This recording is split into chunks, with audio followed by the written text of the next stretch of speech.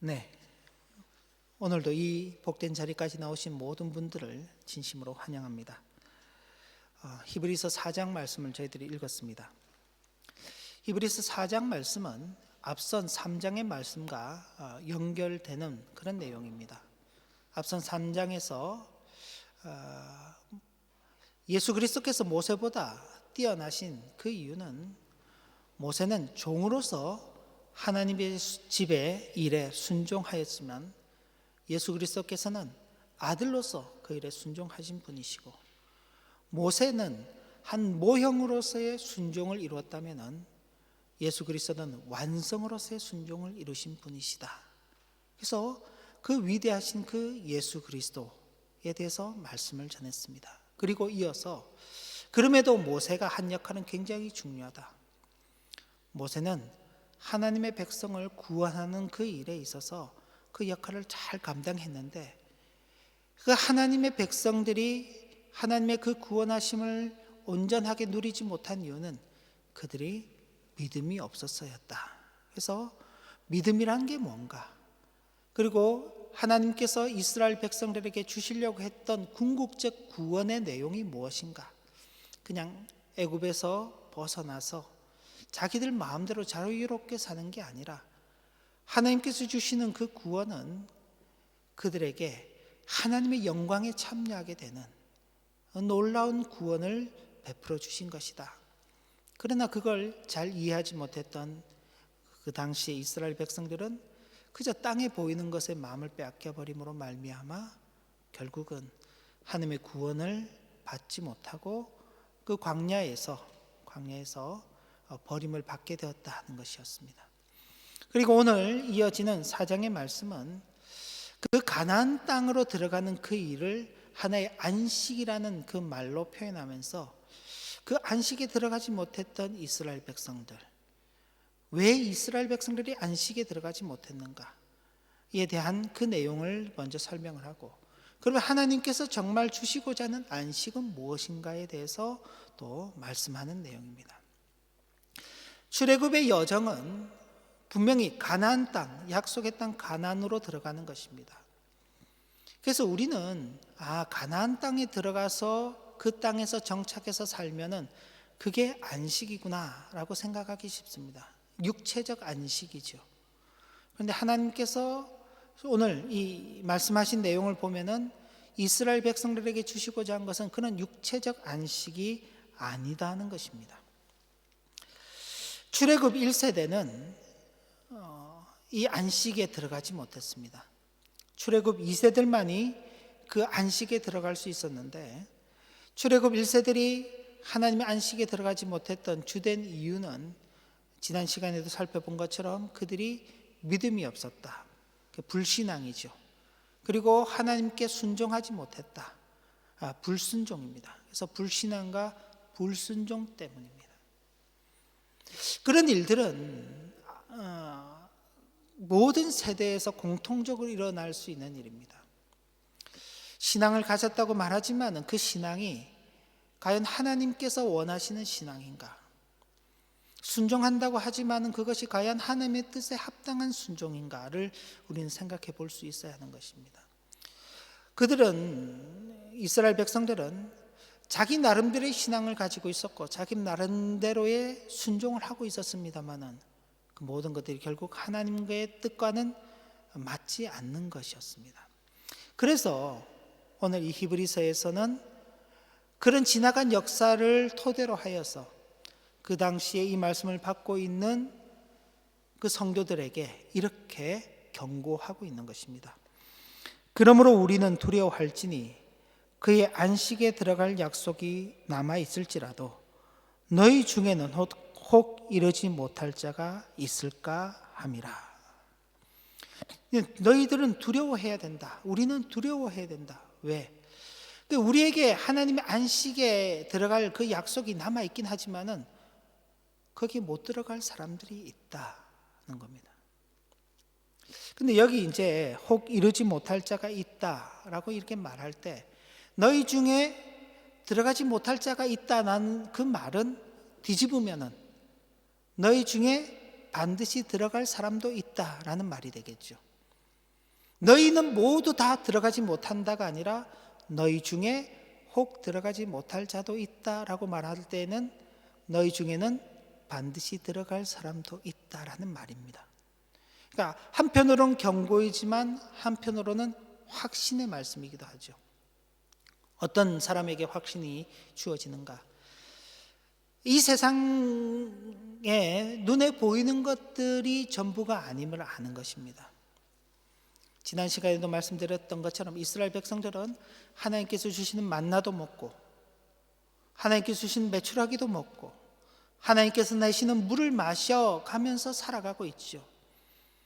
늘 그들 앞에는 낮에는 하나님의 구름 기둥이 있었고 밤에는 불 기둥이 그들을 인도했습니다. 그런데도 불구하고 이들은 눈에 보이는 이 세상의 것들이 자기들의 그 욕구에 차지 않으면 원망하고 불평했죠. 하나님을 마음에 두지 않는 것입니다. 눈앞에 하나님을 보고 있죠. 그죠? 분명히 하나님을 보고 있는 겁니다. 구름 기둥을 보고 있고 불 기둥을 보고 있고 자기들이 진을 치고 있는 그 중앙에는 성막이 있죠. 그 성막에는 하나님의 임재의 상징인 법궤가 있죠. 그죠? 언약궤가 있는 것입니다. 그 언약궤. 그 언약궤를 중심으로 해서 이스라엘 12지파가 진을 치고 생활을 하는 겁니다. 하나님께서 그날마다 매일마다 만나를 주시죠. 하나님께서 주시는 것들 먹고 하나님을 직접 보고 있으면서도 마음에 하나님이 없는 것입니다. 하나님을 마음에 둔 사람, 이 세상의 것에 마음을 빼앗기지 않고 오직 하나님 그분께만 집중하고 그분만을 섬기며 그분을 따라서 살아가는 사람은 하나님께서 약속하신 그 안식에 들어가게 된다라는 그 확신을 주는 것이죠. 한편으로는 경고이지만 한편으로는 확신을 주는 말씀입니다. 그런데 여기 있어요. 그러면은 여기서 사도가 말하는 두려움이라는 것은 과연 뭔가를 좀 생각해 볼 필요가 있습니다. 여기 우리는 두려워할지니 그렇게 말했는데 성도에게 있어서 이 두려움이라는 것은 이런 것입니다. 심판에 대한 두려움이 아니라 우리가 혹여라도 하나님의 은혜를 잊어버리고 살지는 않을까. 하나님께서 우리를 은혜 가운데 인도해 주시고 돌봐주시는데 그걸 잊어버리고 그저 내가 잘나서 내 능력이 있어서 내 힘으로 산다고 착각하게 되면은 그건 하나님의 심판을 자초하게 되는 것이죠. 바벨론 왕 느부갓네살이 유다까지 다 점령을 하고 그 사람들을 다 포로로 잡아간, 그리고는 그 후에 큰 잔치를 베풀면서 스스로 생각하기를 내 힘과 내 능력으로 내가 이 모든 것을 다 이루었다고 말할 때 하나님께서 그에게 나타나셔서 그가 그 교만함으로 말미암아 하나님의 징벌을 받을 것이라는 그 환상을 보여주셨습니다. 다니엘서에 나오는 내용이죠. 사람이 눈앞에 보이는 일들을 보면 다 자기가 한 일 같이 보입니다. 그런데 분명한 것은 느부갓네살을 사용하시는 분은 하나님이시라는 사실입니다. 하나님께서 그를 들어서 하나님의 백성의 어리석음을 깨닫게 하시는 채찍, 도구로 사용하셨는데 그걸 깨닫지 못했던 느부갓네살은 자신의 힘을 자랑했죠. 결국 그가 왕의 자리에서 물러나게 되고 7년 동안 짐승처럼 삶을 살게 됩니다. 성도의 두려움이라는 것은 바로 그런 것입니다. 하나님의 은혜가 있음에도 불구하고 마치 내 힘과 내 능력으로 살아가는 것처럼 생각하게 된다면 그런 일이 없도록 우리는 늘 조심해야 하는 것이죠. 그러므로 너희는 두려워해라, 우리는 두려워할지니, 이건 신앙을 의심하라, 우리 믿음을 의심하라, 하나님께서 우리에게 주신 그 약속, 그 구원, 그 은혜들을 의심하라는 말이 아닌 것입니다. 우리의 신앙을 무너뜨리는 것이 아니라 우리에게 좀 더 근신하는 깨어있는 마음을 갖도록 하여서 우리가 부주의와 태만에 빠지는 일이 없도록 하려는 그런 두려움인 것입니다. 이와 관계해서 고린도후서 7장 1절을 보면 바로 이렇게 기록이 되어 있습니다. 고린도후서 7장 1절인데 제가 읽어드리겠습니다. 그런즉 사랑하는 자들아, 이 약속을 가진 우리, 이 약속이라는 것은 하나님께서 나는 그들의 하나님이 되고 그들은 나의 백성이 될 것이다 라는 그 약속입니다. 이건 구약 이스라엘 백성들에게 주신 약속이죠. 출애굽을 한 이스라엘 백성들에게 주신 그 약속이 신약의 고린도 교회 성도들에게도 동일한 약속으로 주어지고 있는 것입니다. 그래서 하나님은 우리의 하나님이 되시고 우리는 그의 백성이 된다는 그 약속을 가진 우리는 하나님을 두려워하는 가운데 거룩함을 온전히 이루어 육과 영의 온갖 더러운 것에서 자신을 깨끗하게 하자, 그렇게 말하고 있습니다. 그러니까 우리가 하나님을 두려워한다는 것은요, 하나님께서 이루시는 구원 혹은 하나님께서 우리를 버리지 아니하실까라는 그런 두려움이 아니라 우리의 온갖 더러운 것을 우리가 버리지 못하고 육체와 영의 온갖 그 더러운 것에서 우리가 깨끗하게 되지 못하는 일이 있지는 않을까 하는 그런 일에 두려움을 갖는 것이죠. 그래서 성도의 두려움이라는 것은 어떤 구원에 대한 의심, 신앙에 대한 의심이 아닌 것입니다. 그리고 또 한편으로 여기 2절 말씀을 보면은 우리에게 왜 이런 경고의 말씀을 하시는지를 잘 보여주고 있는데, 그들과 같이 우리도 복음 전함을 받은 자이나 들은 바 그 말씀이 그들에게 유익하지 못한 것은 듣는 자가 믿음과 결부시키지 아니함이라. 여기 그들은 두 가지의 그들입니다. 1차적으로는 광야에서 하나님께 불순종하고 불신앙을 가졌던 출애굽 1세대들이 하나님의 안식에 들어가지 못했는데 왜 그랬는가? 그들이 하나님의 복음을 전해 듣지 못한 것이 아니다. 말씀을 전해 듣지 못한 것이 아니다. 말씀을 들었지만은 그 말씀을 자기들의 믿음과 결부시키지 않았기 때문에 그렇다. 또 하나의 그들은 그때의 히브리서의 말씀을 듣고 있는 그때의 성도들 가운데 혹 너희 중에 일부는 그 안식에 들어가지 못하는 일이 있을 수 있다. 왜 그런가? 그들과 우리가 똑같이 복음을 받았지만은 그들 역시도 믿음으로 그 말씀을 연결하지 않았기 때문에 그렇다. 그럼 어떻게 해야 되는가? 하나님의 말씀을 받을 때는 겸손함으로 받아야 되고 그 말씀 앞에서 우리 자신의 믿음을 거듭거듭 확인해 가면서 믿음을 따라서 사는 그 삶을 살아가야 하는 것이다. 하나님께서 말씀하시는데 그 말씀을 외면한다. 그건 겸손이 아니죠. 교만인 것입니다. 그렇죠? 부모가 자녀를 양육하는데 부모가 이런저런 교훈의 말을 합니다. 이럴 때는 이렇게 하는 것이 좋고 저럴 때는 저렇게 하는 것이 좋다. 부모가 인생을 살아오고 경험해오고 다양한 방면에서의 그 앞서서 살았던 그 삶을 토대로 하여서 주는 교훈인데 자녀들이 안 듣죠. 교만한 것입니다. 근데 겸손한 자녀들은 그 말씀을 듣죠. 그리고 예, 알겠습니다 라고 그렇게 순종해 나가는 것입니다. 그래서 바로 이런 것들 때문에 안식에 대해서 경고하는 것입니다. 그러면 여기 이제 우리가 하나님의 안식이라는 것이 도대체 무엇인가? 그 안식의 내용, 안식의 의미에 대해서 좀 살펴보길 원하는데, 하나님의 안식은 처음부터 주어졌던 안식입니다. 세상을 창조할 때부터 이루어진 안식이죠. 하나님께서 첫사람 아담과 하와를 창조하시고 그들에게 이렇게 말씀하셨습니다. 너희가 동산 각종 나무의 모든 열매들은 다 먹어도 좋다. 그러나 동산 중앙에 있는 선악을 알게 하는 나무의 열매는 먹지 말아라. 너희가 만약 그걸 먹으면은 반드시 죽을 것이다. 그 말은 그 사람들이 그걸 먹지 않으므로 하나님께서 주시는 영원한 안식을 누리도록 함에 있는 것입니다.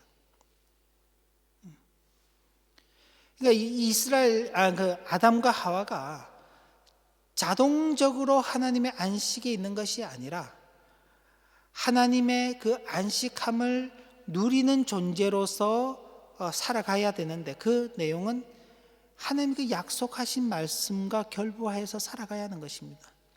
그러니까 이 하나님의 안식은 이 세상이 창조된 그 처음부터 주어졌던 것입니다.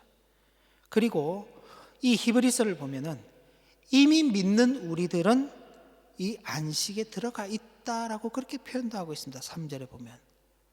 그리고 6절에 보면은 믿지 않는 이들은 이 안식에 들어갈 수 없다. 그러니까 처음부터 주어져 있는 그 안식은 하나님께서 아담과 하와에게 말씀하셨고, 아담과 하와에게 그 말씀하신 그 안식에 믿음으로 참여하는 자들이 있고, 믿음이 아닌 자들은 참여하지 못하게 되는 그런 안식이죠. 특별히 이 안식을 창조와 연결해서 설명하고 있는데 3절과 4절 말씀을 보면 이렇게 기록되어 있습니다. 그가 말씀하신 바와 같으니 내가 노하여 맹세한 바와 같이 그들이 내 안식에 들어오지 못하리라 하셨으나 세상을 창조할 때부터 그 일이 이루어졌느니라. 제7일에 관하여는 어딘가에 이렇게 일렀으되 하나님은 제7일에 그의 모든 일을 쉬셨다 하였으며. 이게 하나님 세상이 시작될 때부터 주어져 있는, 하나님께서는 사람들에게 이 안식을 주시기 위하여서 이 안식의 은혜라는 것을 허락하신 것입니다. 그리고 이 안식은 창조와 연결되어 있는데 하나님께서 친히 안식하신 것이죠. 하나님께서 안식하셨습니다. 이 안식은 뒤에 이어서 이 안식이 정말 무엇을 의미하는가를 이제 보게 되는데, 그건 한 번 더 뒤에 설명을 하겠습니다. 그리고 하나님의 안식은 예표로서의 안식의 의미가 담겨져 있습니다. 4장 5절과 8절 9절을 보면 이렇게 기록되어 있습니다. 또 다시 거기에 그들이 내 안식에 들어오지 못하리라 하였으니 만일 여호수아가 그들에게 안식을 주었더라면 그 후에 다른 날을 말씀하지 아니하셨으리라. 이 말은 여호수아가 그 2세대들을 이끌고 가나안 땅에 들어갔죠. 그러니까 육체적인 안식, 땅의 안식은 이미 그들이 다 가진 것입니다. 왜? 하나님께서 이스라엘 백성들을 애굽에서 이끌어내실 때에 약속의 땅 가나안에 그들을 인도하시겠다고 했습니다. 그들은 가나안이라는 그 땅을 보고 왔죠. 그리고 그 땅에 여호수아의 인도함을 받아서 들어갔습니다. 그런데 그 이후에 하나님께서 이렇게 말씀하신 거죠. 만약 여호수아가 그들에게 준 안식이 그게 완성이었다면은 그 후에 다른 날을 말씀하지, 다른 안식의 날을 말씀하지 않았을 것이다. 그런데 그게 완성이 아니기 때문에 9절에 그런즉 안식할 때가 하나님의 백성에게 남아 있다. 그 말은 이스라엘 백성들에게 주어진 가나안 땅이라는 안식은 완성의 안식이 아니라 예표적, 상징적 의미에서의 안식이다. 하나님께서 인도하시는 안식이 있는데 그 안식을 잠깐 맛보게 하는 것이 가나안 땅의 상징의 안식이었던 것입니다. 그러면은 하나님께서 정말 주시고자 하는 안식이 뭔가? 전 그걸 관계로서의 안식이라 이렇게 표현을 해봤습니다. 4장 10절에 보면 이렇게 기록되어 있습니다. 4장 10절 여러분들 마음으로 또 댁에 계신 분들은 함께 성경을 읽으시면 좋겠습니다. 10절입니다. 이미 그의 안식에 들어간 자는 하나님이 자기의 일을 쉬심과 같이 그도 자기의 일을 쉬느니라. 우리가 안식 그러면요, 육체의 일을 쉬는 것으로 생각하기 쉽습니다. 이스라엘 백성들이 그렇게 생각했어요. 물론 하나님께서 모세를 통해서 주신 그 율법 가운데 보면은 안식일 규정이라는 게 있죠. 그래서 안식일은 일을 하면 안 된다. 우리가 십계명을 읽었을 때도 마찬가지입니다. 너도 그렇고 너의 아들, 딸, 너희 집의 종 혹은 너희 집안에 머무는 손님들, 짐승조차도 아무 일도 하지 말아라. 아무 일도 하지 마라. 그러니까 안식일은 일을 안 하는 거구나, 아무것도 안 하면 그게 안식하는 거구나 생각하기 쉬운데, 그게 아니라 안식일은 하나님의 안식에 동참하게 되는 것입니다. 하나님과 연합하게 되는 것입니다. 여기 뭐라고 되어 있습니까? 이미 그의 안식에 들어간 자는 하나님이 자기의 일을 쉬심과 같이 그도 자기 일을 쉬느니라. 하나님과 연합해 있는 것이죠. 하나님과 연합해 있는. 그래서 하나님과의 연합이 아니라면 그건 참된 안식이 되지 못하는 것입니다. 그래서 이스라엘 백성들에게 하나님께서 끊임없이 말씀하시는 내용은, 가나안 땅에 들어가서 그 땅에 정착해서 그 땅이 주는 풍요로움을 누리고 사는 것이 전부가 아니라, 너희는 나와의 바른 관계 속에서 살아가야 된다. 나는 너희들의 하나님이 될 것이다. 너희들은 나의 백성이 될 것이다. 너희들이 나의 백성이 되고 내가 너희들의 하나님이 된다는 그 사실은 너희들이 내 말을 듣고 그 말을 믿음으로 순종함으로 확인할 수 있는 것이다. 우리의 관계는 그렇게 확인하는 것이다. 그래서 여기에 하나님의 안식과 그 안식을 누림에 있어서 하나님의 말씀의 관계에서의 중요함이 나타나게 되는 것입니다. 히브리서 4장 11절을 보면 이렇게 기록되어 있습니다. 그러므로 우리가 저 안식에 들어가기를 힘쓸지니, 여기 이제 표현이 이렇게 되어 있습니다. 안식에 들어가기를 힘쓰라.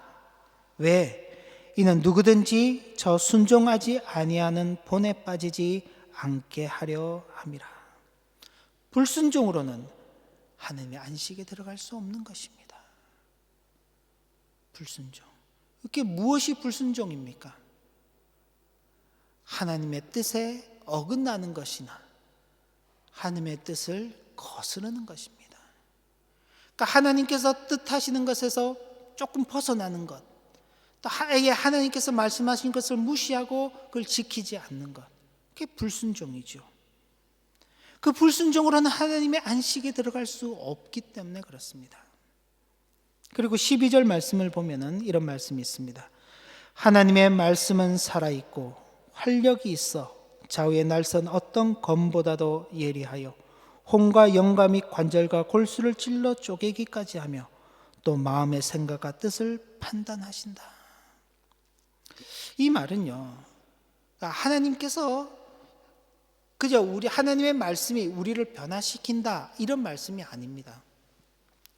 좀 더 보면은 이걸 그대로 한번 읽어보십시오. 굉장히 날선 칼이 있습니다. 그 날선 칼이 있어서 그 칼로 어떤, 예를 들어서 우리가 그 짐승을 이렇게 잡는다고 생각해 보십시오.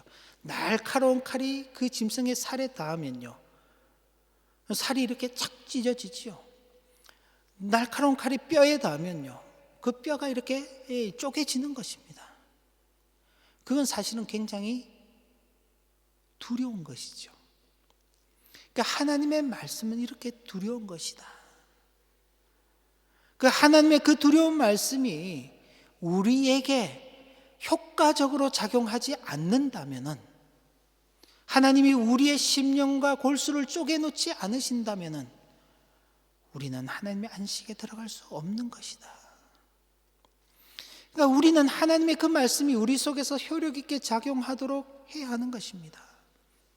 그래서 여기요, 우리가 저 안식에 들어가기를 힘써야 한다. 물론 우리가 이렇게 수동적으로 생각하기 쉽습니다. 하나님은 능력이 있으신 분이시니까 얼마든지 우리를 변화시켜 놓으실 수 있을 거야. 내가 어떻게 살더라도 하나님께서 나를 구원하시기로 택하셨다면 하나님이 나를 구원하실 거야 라는 이런 생각을 하기 쉬운데, 그건 우리의 착각입니다. 하나님께서는 우리를 그렇게 기계적으로 다뤄가지 않으십니다. 하나님은 우리를 인격적으로 다뤄가시고, 하나님께서는 우리의 모든 의지들을 자유롭게 사용해서 하나님을 찾아 나오시기를 원하시는 것입니다. 그러니 하나님의 그 두렵고 놀라운 말씀이 우리의 심령과 골수를 쪼개고 정말 우리의 마디마디를 쪼개 나가는 것처럼 그렇게 역사하도록 우리의 의지들을 사용해 가야 하는 것입니다. 그렇지 않는다면요, 그냥 가만히 있으면은 하나님의 말씀이 우리 속에서 역사하지 않습니다. 하나님은 그렇게 우리를 써가시는 것입니다. 그게 하나님께서 우리를 다루어 가시는 방식이죠. 그래서 우리는 하나님의 말씀을 들을 때 늘 그렇게 간구해야 하는 것입니다. 하나님의 말씀이 우리 속에서 효력 있게 작용할 수 있도록 우리를 인도해 주시옵소서. 그렇게 작용하도록 우리의 모든 의지와 우리의 결단과 우리의 소원을 다루어 갈 수 있도록 우리의 마음과 생각을 주장하여 주시옵소서. 그러니까 우리의 생각이 어디로 향해 가야 하는 것입니까? 하나님의 말씀으로 향해 가야 하는 것입니다.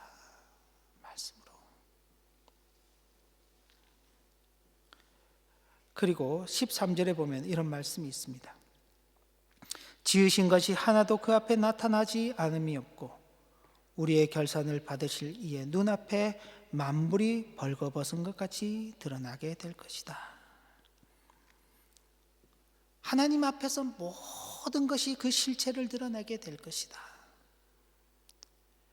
하나님께서 우리를 보시고 당신 앞에 우리를 세우시는 그 순간 우리는 우리 모든 거짓됨과 우리 속에 감춰져 있는 모든 악한 것들과 더러운 것들이 드러나게 될 것입니다. 그것으로는 하나님의 온전함 앞에 우리가 설 수 없겠죠. 그때 우리를 붙들어 주는 것은 하나님의 그 약속의 말씀인 것입니다. 하나님의 약속의 말씀. 다르게 신약적인 표현을 쓴다면은 하나님의 복음이죠, 복음. 예수 그리스도를 믿는 자를 구원하시겠다고 약속하신 그 복음의 말씀만이 우리를 그 자리에서 하나님 앞에 남는 자로 살게 하시는 것입니다. 나중에 우리가 주님 앞에 섰을 때 주님께서 우리에게 뭐라고 물으시겠습니까? 성경에 있는 내용을 그대로 보자면은 우리가 주님의 심판대 앞에 섰을 때 우리를 고소하는 자들이 있을 것입니다. 마치 욥이 이야기를 아시죠? 욥이 하나님 앞에 의롭게 사는 것을 보고 못마땅히 여기는 사탄이 하나님께서 다 주시니까 욥이 하나님을 섬기는 거 아닙니까? 한번 뺏어가 보십시오. 욥이 하나님을 저주할 것입니다. 하나님을 떠날 것입니다. 하나님 버릴 것입니다. 그렇게 욥을 고소하는 사탄이 있는 것처럼 마찬가지입니다. 우리도 하나님의 심판대 앞에 섰을 때 악한 사탄 마귀는 우리를 고소할 것입니다. 우리의 감춰져 있던 모든 죄악들을 드러내겠죠. 저의 죄악들, 저의 악함들, 저의 본성들을 드러내게 하실 것입니다. 저만 그럴까요? 여러분들 것도 다 드러내게 하겠죠. 그때 하나님께서 우리에게 뭐라고 말씀하시겠습니까? 말씀하실까요? 너 이렇게 감춰놨던 죄악들이 참으로 많구나. 내가 도저히 너를 용납하지 못하겠다라고 말씀하실까요? 아니요. 그때 우리에게 물으실 말씀은 딱 하나죠. 그래, 내가 너에게 있는 그 모든 것들을 다 알고 있다. 그러나 내가 하나만 묻자. 예수를 믿느냐? 예수를 믿느냐? 예, 예수를 믿습니다. 예수 그리스도께서 나의 모든 죄악들을 그의 피로 사하여 주신 것을 내가 믿습니다. 마치 주님께서 현장에서 가늠하다 잡혀 나온 그 여인이 사람들의 돌로 이렇게 침을 받고 죽을 그 위기에서 그녀를 구해 주시고 그녀에게 묻기를 너를 정죄하던 자들이 아직도 있느냐? 물었을 때에 그 여인이 아무도 없습니다.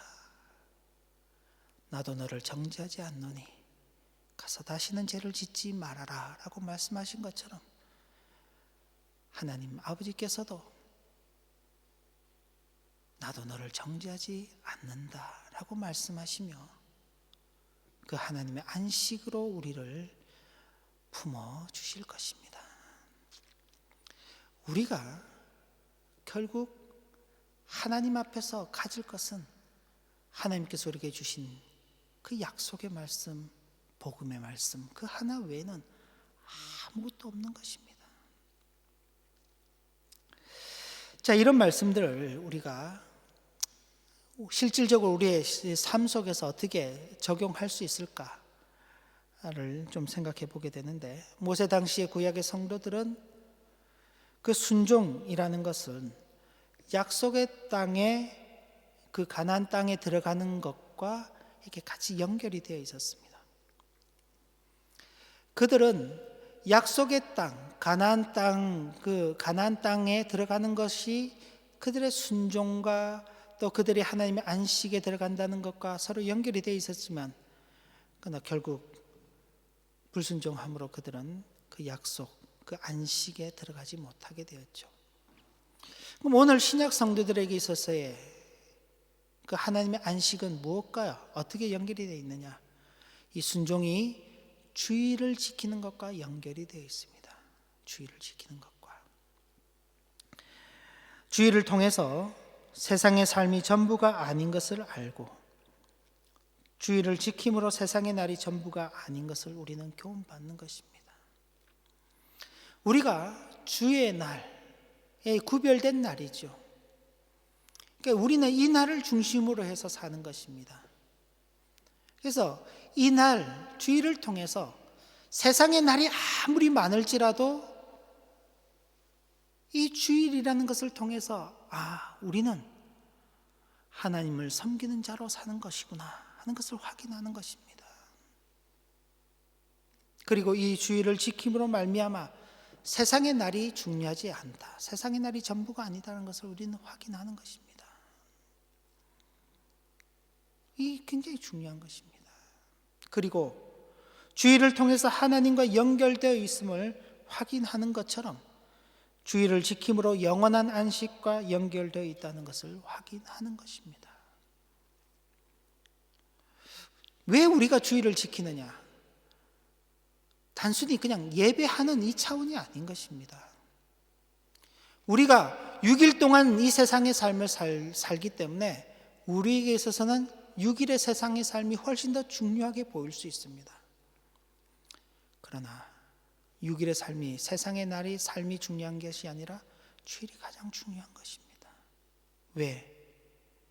이 주일이 아니면은 우리가 하나님과 연합되어 있다는 사실을 우리는 확인할 길이 없기 때문에 그렇습니다. 하나님과 연합되어 있는 이 주일을 지키지 않으면은요, 영원한 안식도 우리와는 아무런 관계가 없기 때문에 그렇습니다. 날의 구분을 통해서 정말 중요한 날이 무엇인가를 생각하고 그 날을 지킴으로 인하여서 하나님과 연합되어 있고 영원한 안식과 연결되어 있다는 것을 우리는 확인해 가야 하는 것입니다. 그렇기 때문에 주일을 지키는 것, 이것은 결코 멈출 수 없는 것입니다. 신약교회 성도들은 예수를 믿는 자들로서 장차 안식할 때를 바라보며 저 안식에 들어가기를 힘쓰며 지금을 살아가야 하는 것입니다. 어떻게 힘을 쓰는가? 이 땅의 안식에 미혹당하는 일이 없어야 합니다. 제가 설교 때도 여러 차례 비유를 들었습니다마는 사탄 마귀는 늘 우리에게 이 세상의 것으로 미혹을 합니다. 이 세상은 늘 우리에게 이렇게 다가옵니다. 세상 것을 더 가져야지, 어떻게 하면 이 세상 것을 잘 누릴 수 있는지를 그렇게 우리에게 보여주고 마치 그것이 없으면 우리가 살 수 없는 것처럼 그렇게 만들어 갑니다. 그래서 우리는 쉽게 무너져 버리죠. 그러나 이 땅의 것은 잠시 잠깐의 것들입니다. 영원한 안식의 것이 아닙니다. 만약 그랬다면요, 이스라엘 백성들이 가나안 땅에 들어가는 날 그들은 영원한 안식으로 들어가서 끝났어야 됩니다. 그런데 어떻게 됐습니까? 가나안 땅에 그들이 지금 영원히 살고 있었나요? 불과 몇백 년 지나지 않아서 그 땅은 다 무너져 버린 것입니다. 그럼에도 영원한 안식은 아직 남아있죠. 하나님께서 우리에게 약속하신 그 안식이 남아있는 것입니다. 이 세상의 것으로는 그 안식에 들어갈 수 없습니다. 이 땅이 우리에게 안식을 주지 않는다고 해서 실망할 것도 없습니다. 왜요? 이 땅의 안식은 진짜 안식이 아니기 때문에 그렇습니다. 상징의 안식이죠. 하나의 모델인 것입니다. 우리의 삶이 힘들고 살아가는 것이 참으로 치열하고 힘들지라도, 그러나 하나님께서 주실 영원한 안식을 더욱 사모하며 살아가야 하는 것입니다. 저와 여러분들은 바로 그 일을 위해서 살아가는 것입니다. 우리가 예수를 믿고 또 이 주일마다 모여서 함께 예배하는 이유는 바로 그것이죠. 이 땅의 것을 더 갖기 위해서라면요, 굳이 이렇게 모여서 예배할 이유가 없는 것입니다. 이 세상에는 자신들이 원하는 것을 주겠다고 하는 수많은 가짜 신들이 다 널려 있습니다. 널려 있어요. 그런데 성경은 우리에게 이렇게 말합니다.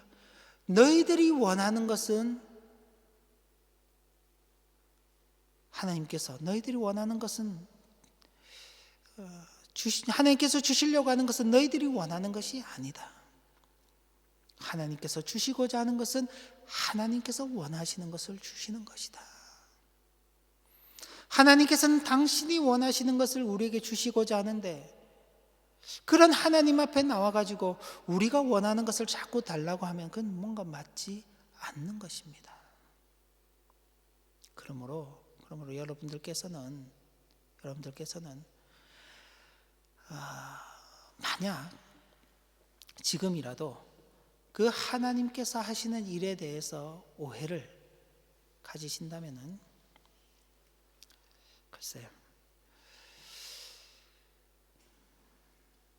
신앙의 길을 잘못 걷고 있는 거라고 그렇게 말씀을 드릴 수 있겠습니다. 우리에게도 하나님께서 예비해 놓으신 안식에 들어갈 약속이 있음을 기억하면서 하나님의 말씀이 우리 안에 효력이 되어 우리를 하나님의 안식으로 인도하시기를 간구하며 살아가야 할 것입니다. 그리고 하나님께서 우리를 위하여 예비해 놓으신 안식을 사모하는 성도들로서 하나님의 말씀을 잘 듣고 그 말씀에 순종하는 삶을 살아가야 하겠습니다.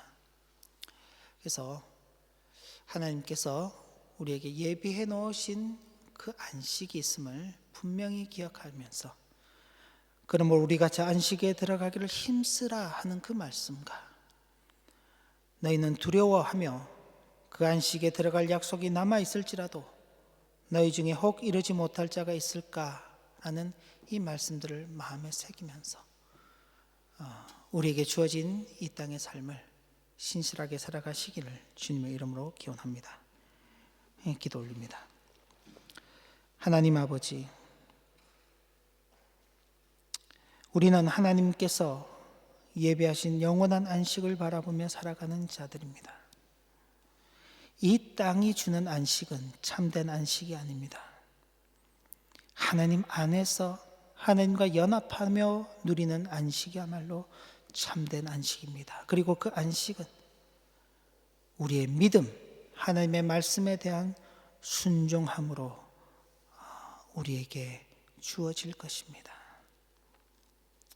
이 땅의 거짓된 안식에 미혹당하는 일 없게 하시고, 이 땅이 우리에게 안식을 주지 않는다고 실망하지 말게 하시고, 어렵고 힘이 들어도 하나님 앞에 누리게 될 그 영원한 안식을 바라보며 힘써 우리의 믿음의 길을 걸어갈 수 있도록 인도하여 주옵소서. 예수님의 이름으로 기도 올리옵나이다. 아멘.